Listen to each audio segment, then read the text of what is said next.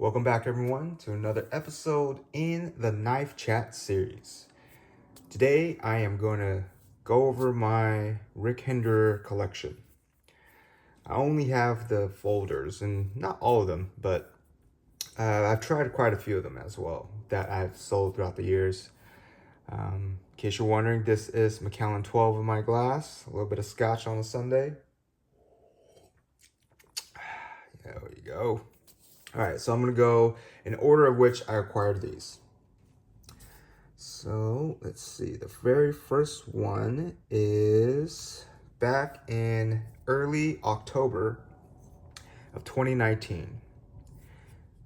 This is the XM18, and this is a 3.5 inch, and it's the skinny, denoted by that S right there on the flipper tab.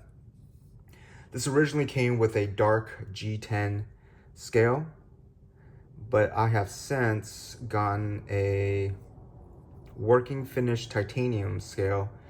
I don't know if it was directly from Hinderer or it could have been off a authorized retailer online. It's really neat because this has a DLC, but it's kind of like a stonewash DLC. I don't know if you can see that. So DLC typically, well, actually I don't have any here. So DLC typically is a very solid color. And with DLC also, you can get smudges on it quite easily. This one has it's got that stonewash look, but it is DLC. So I think it's the best of both worlds. And I really like this. It's a frame lock, as you can see. All of these on the table are all frame locks, by the way. But yes, the story behind this one is I got this from a buddy of mine who I became acquainted on Blade forums, and he used to go by Full Flat, and he's no longer on that forum, but him and I became really close friends, and he sold this to me with the G10 scale, so the stock configuration, back in October 2019. I've had this for quite a while, almost 5 years. And it's one that I don't plan on selling ever, just because, I really like it for one. It's a great cutter. And it's got that slicer grind, which is what you would see on the counterpart of the Hinderer version, the 0562, which is also a slicer grind. I think this does a better job than that one, but this one has M390 on it, and the scale on the lock side, I don't quite recall, but I believe it's also DLC. So I could be wrong. So if someone knows better, please correct me. I didn't go through my records of, well, for one, I can't find this online. I guess I can go back through my order history from where I got this from, or where he got it from. But I believe it was from DLT Trading is when I saw this, because I saw this exact model. I wanted to get it. I passed on it. He ended up reaching out to me and asking if I wanted to pick this up from him. Actually, no, he listed it on Blade forums, and I saw the listing and I ended up buying from him. And actually, that's how we sparked our friendship. A great guy. He's out of Florida. But yeah. And a lot of these you will see, I believe every one of these, possibly except for this one, has this right here on the other side of the flipper tab, and that denotes their tri-way system. So these are the latest generations of XM18s that come with you can change the pivot system to Teflon washers, phosphorus bronze washers, or bearings. This is on bearings right now. All of these actually are on bearings, I believe.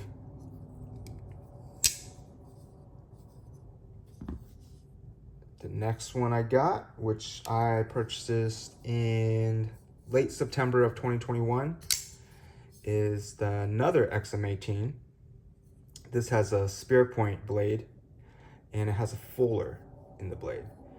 These, I believe, were DLT Trading exclusives. I don't believe I've seen the ones with fuller from any other authorized retailer. Again, somebody recalls better, or feel free to correct me. This one has a working finish on the lock side, and this had also a G10, which I replaced. So I replaced it with a Stonewash titanium scale. This is the OEM scale from Hinderer. I also went and added additional, I think this is called the Hinderer modular backspacer system. And so I added a glass breaker to it, as you can see right there. And you can switch it out to other things as well. I don't recall off the top of my head what else you can change it to. I really like this one. I don't see this pop up very often at all. This one also has M390 as a steel, and it's got a working finish on the blade. Again, this is rare. I don't know if I rarely see the ones with fullers pop up. I actually have a full review video on my channel as well, and I'll throw that in the link in the description if you're curious and want to find out a little bit more about this. Again, XM18, this is also 3.5 inch. I don't have any of the 3 inches, just the 3.5, 3.5s. This one, since there is no flipper tab, it has the tri-way system denoted on the tang right here by the, I guess, the finger choil. Yeah.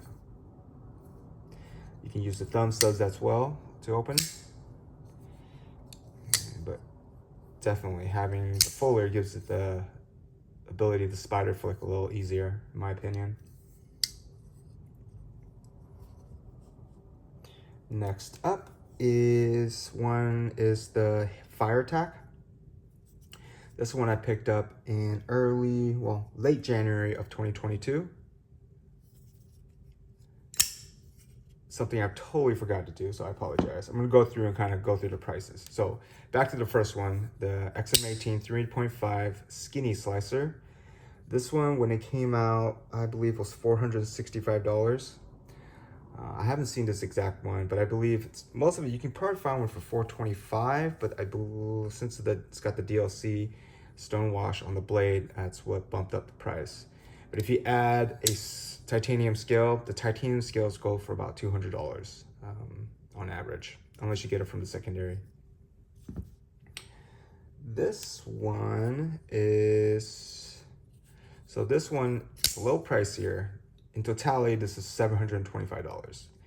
$200 for the scale. The knife itself with the stock G10 scale is $425. And then for the modular system back here to have the glass breaker, it's another $100. All right, let me jump back to the Firetac. This one, I believe it goes for $425. I ended up getting this off the secondary market for $375, and what I would believe is as near as new condition as I can see. I don't recall what the listing was for, but they did replace the thumb disc. So this is an anodized bronze. Is it bronze? I think it's bronze. Bronze thumb disc. This uses a black G10 scale. And let's see. It's a frame lock as well.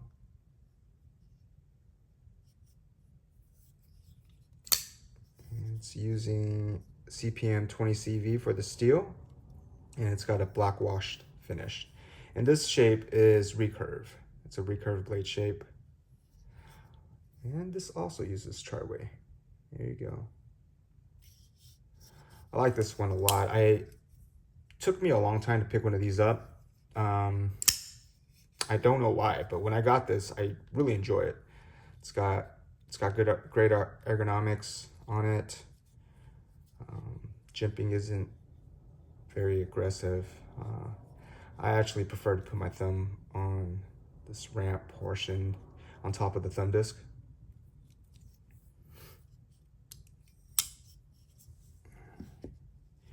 Next one I got is the Project X.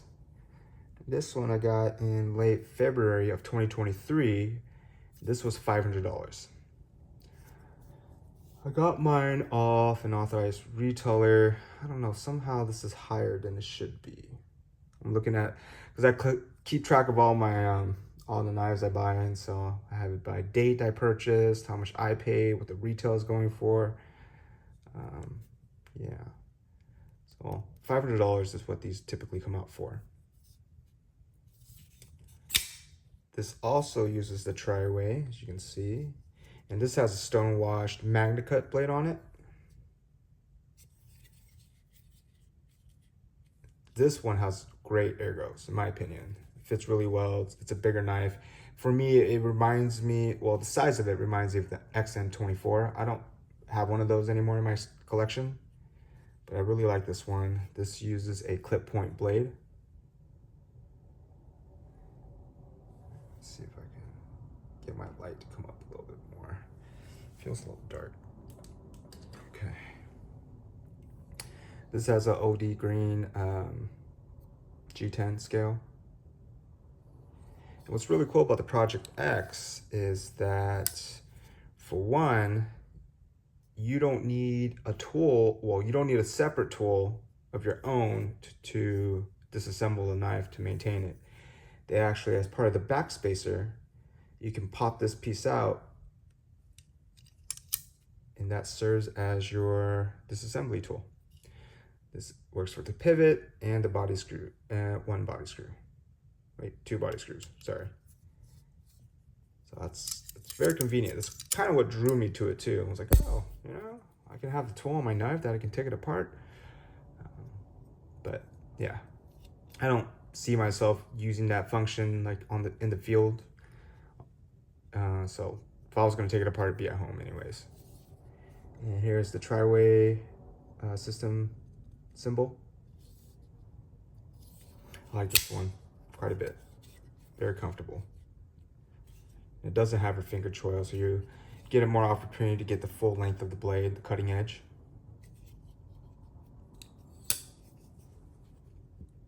I'm gonna take a sip of my scotch. All right. Next on the list is an Eklipse. This is also a 3.5. And this one has a Bowie blade on it. Working finish. It's got 20 CV, also tri-way. This one I got off the secondary market. Now, typically, if you were to buy an Eklipse with a titanium scale, which this one has, it'd be about $625 total, depending on tax or not, if you're buying it from the place with tax being charged. But typically it will come with a G10 scale. And this one I got in beginning of May of 2023. So fairly recent, a little over a year ago I've had this. It's got working finish on this side and a working finish titanium scale, so it's nicely matched up. You'll notice I have kind of a mix and match from the first one, the skinny slicer. I like the way it contrasts one another, but I couldn't find a scale color in this. So, well, I didn't really look very hard. And in this one, very contrasting. As you can see, the working finish versus the stone wash. All right, so yeah. I don't know if you've noticed the theme, but so far, all the blade shapes on my Rick Hinderers are different.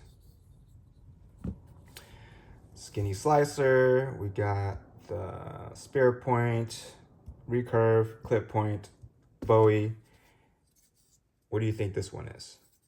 Well, so this is a Monkey Edge exclusive, and this has their popular frag pattern on it. This is Black G10.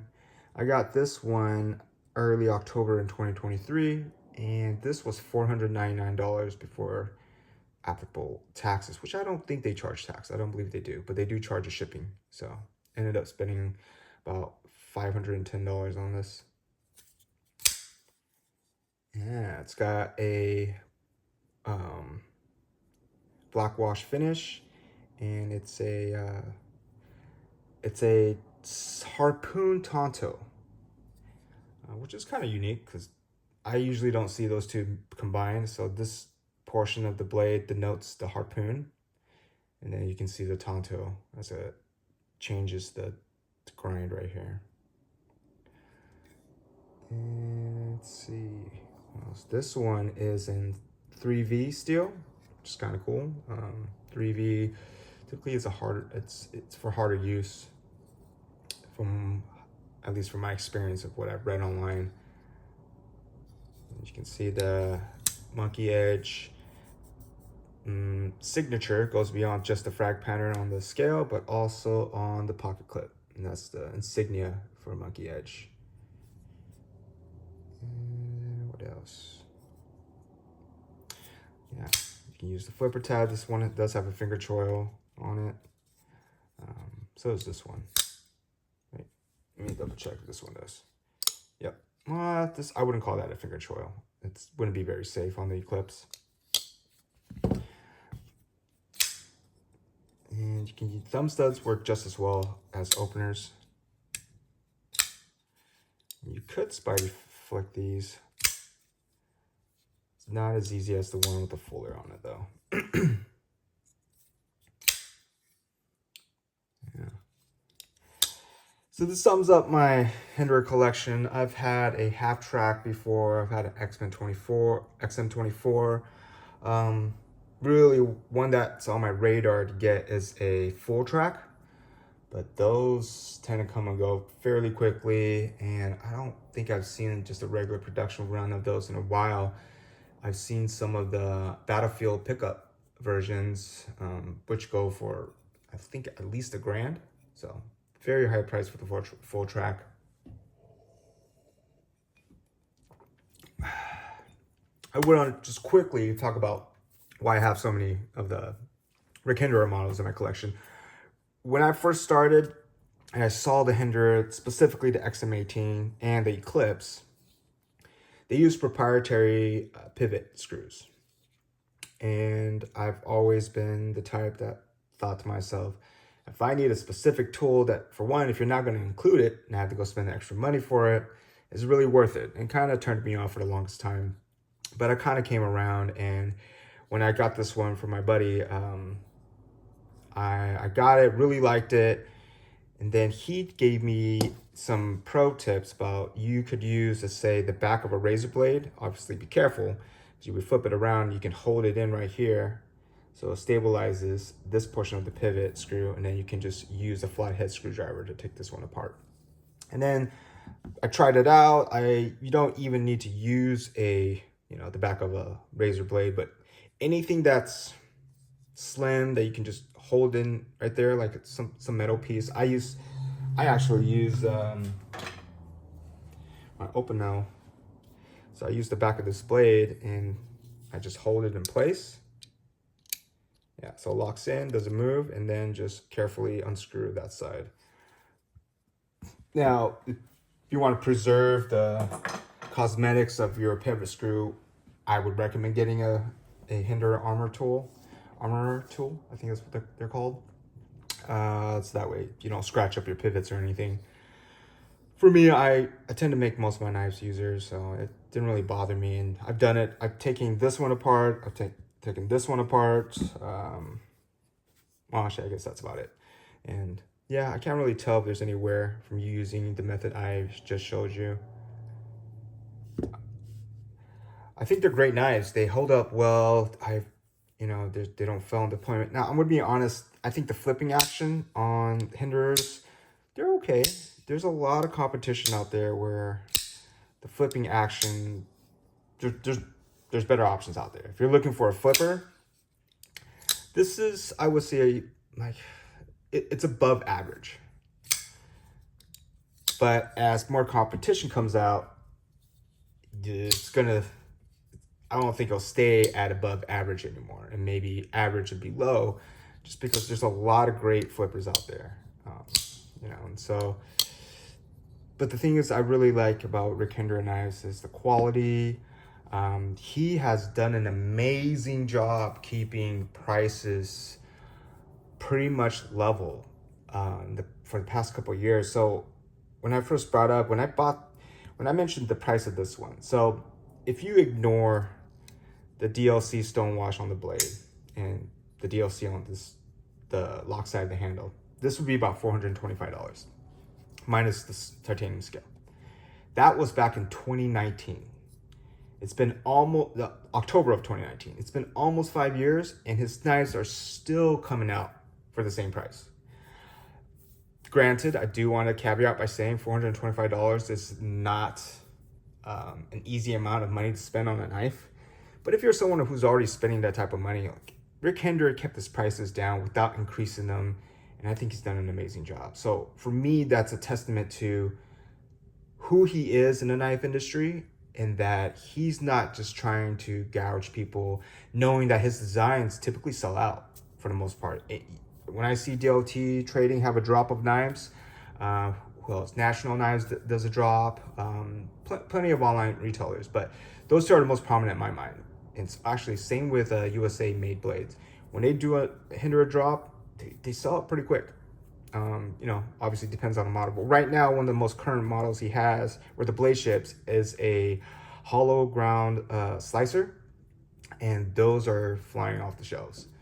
I've been wanting to pick one up, but decided I don't really need it. So been good about being disciplined about that.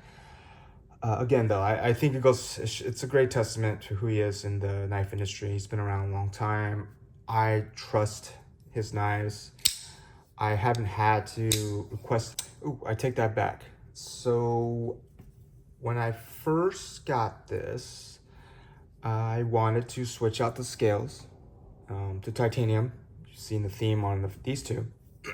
Excuse me. So I went and bought a horsehead scale, titanium horsehead scale.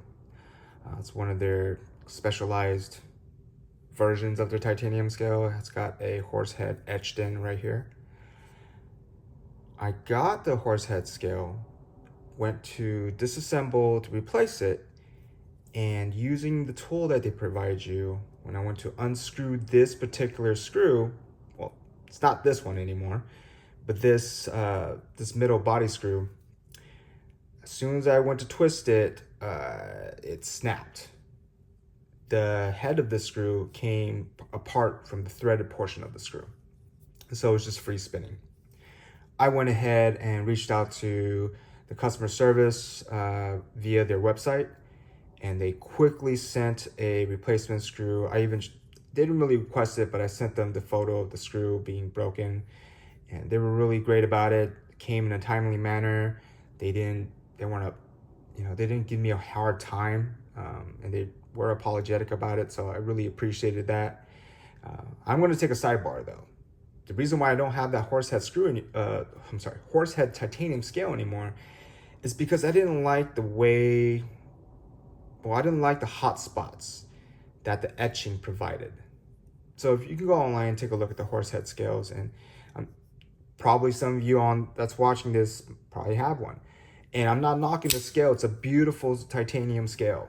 For myself, on this particular model, the Project X, my fingers here, if I moved it in any way, gripped it hard, I could feel all the nuances of the etching from the horsehead. So it pressed in a little bit and just created a hot spot for me. And so all in all, I just sold it because it just wasn't comfortable for my hand.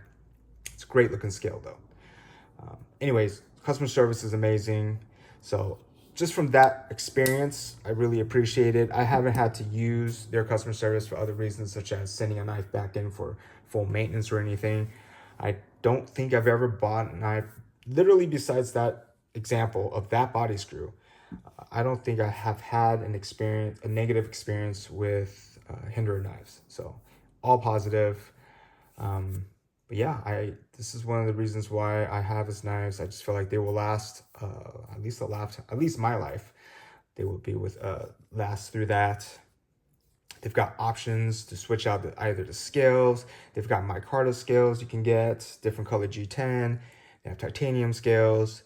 There's even aftermarket parts, not OEMs. I'm not recommending those because I haven't tried any, but all their OEM customizable parts seem to be great fitting and overall great quality. So that's why I like Rick Hinderer Knives. That's really all about it. Please drop any comments or anything that I might have gone wrong. I would love for this to be a discussion. This is the whole point of the Knife Chat series, is to create that discussion amongst the community and to share what either my collections or having some other topics come up, which I will try to develop as the content improves and develops throughout time. Anyways, yeah, give me a thumbs up if you enjoyed it. If you want to get notified for future videos, make sure you subscribe, as well as click that bell button on your screen. And I hope you enjoy the rest of your day. Stay frosty.